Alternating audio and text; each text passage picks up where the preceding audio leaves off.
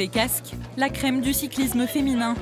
Des médaillées olympiques, des championnes d'Europe, des championnes du monde qui ont pris l'habitude de terminer l'été sur les routes du Cher. 300 km d'efforts au travers du Sud-Berry et de ces villages tranquilles. À force de détermination, le Trophée d'Or s'est fait un nom et vivra cette année sa 20e édition.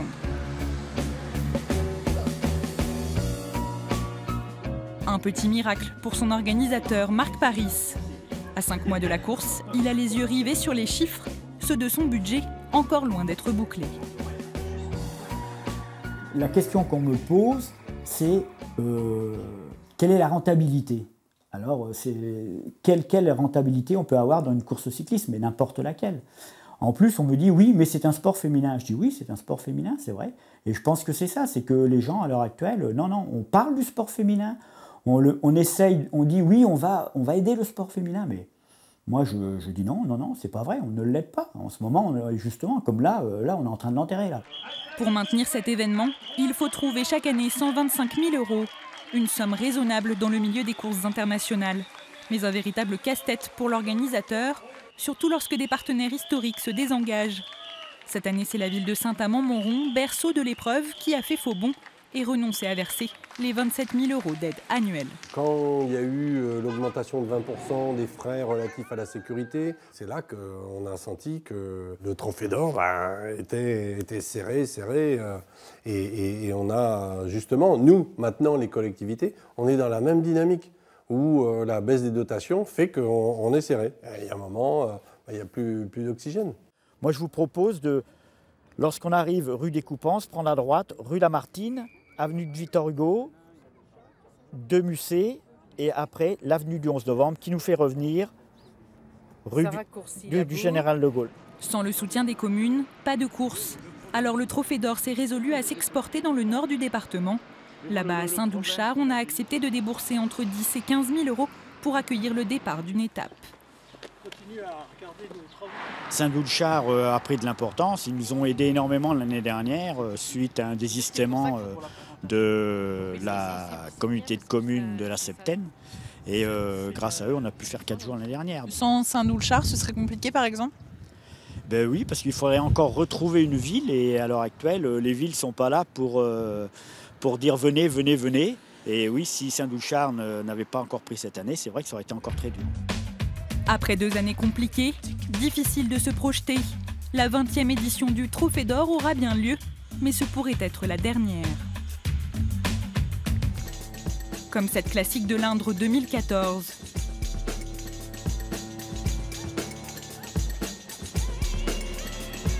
Un plateau superbe, des conditions parfaites, des spectateurs nombreux. Cette année-là, énorme succès pour la jeune course née en 2004 à Châteauroux. On a réussi à bien tout maîtriser. De partout, on était en fête, dans les villages, dans les communes, c'était génial. On se serait cru au Tour de France.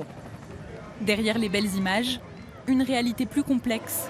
Avec 500 000 € de budget, 1200 bénévoles à gérer et des règles de sécurité drastiques, la classique de l'Indre Trophée Fenioux exigeait beaucoup de travail. Et malgré une organisation bien huilée, l'équipe s'est essoufflée en plein apogée de la course.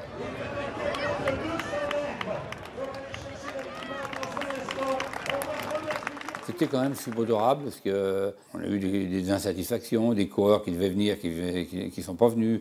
Enfin, les directeurs sportifs qui nous promettaient monts et merveilles, oui, il sera là. Et puis la veille, ils disaient non.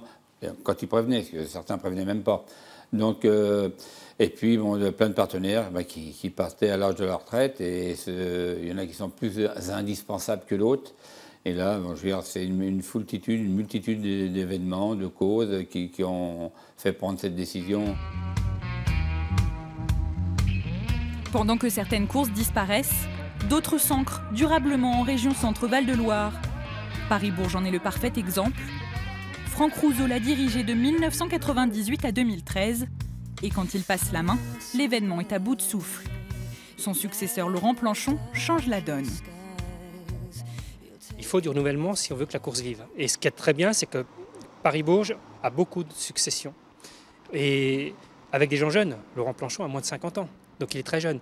Alors moi, de mon temps, mes bénévoles, ma moyenne d'âge, on était entre 65 et 70 ans. Donc très très difficile de faire quand même avec des gens qui ont le dynamisme, mais bon, ils n'ont plus 20 ans.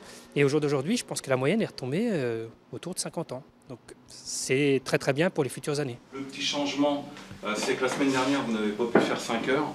Donc vous savez, un mercredi, on fait une longue sortie, et le mercredi d'après, une sortie un peu plus dynamique. Nous, on va prendre de la place, par contre. Pour ces jeunes du Pôle Espoir de Saint-Amand-Montrond, le futur, c'est le haut niveau, les courses professionnelles.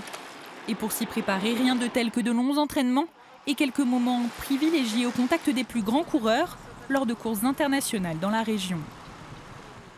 On les voit des fois à la télé et c'est vraiment bien de les voir en vrai après. Bah, ça nous fait rêver déjà par rapport à nous, vu qu'on est là pour être pro. Et quand on les voit, on se dit que c'est vraiment ça qu'on veut faire. Et est-ce qu'on voit aussi le travail qui reste à faire? Ouais, on voit la marge de progression qu'il y a à accomplir après.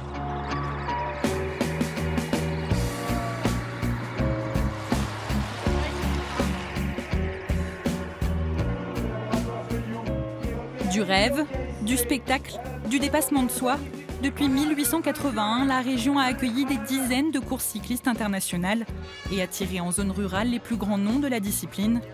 Une réussite qui repose sur des bénévoles dévoués et passionnés, aujourd'hui de moins en moins nombreux.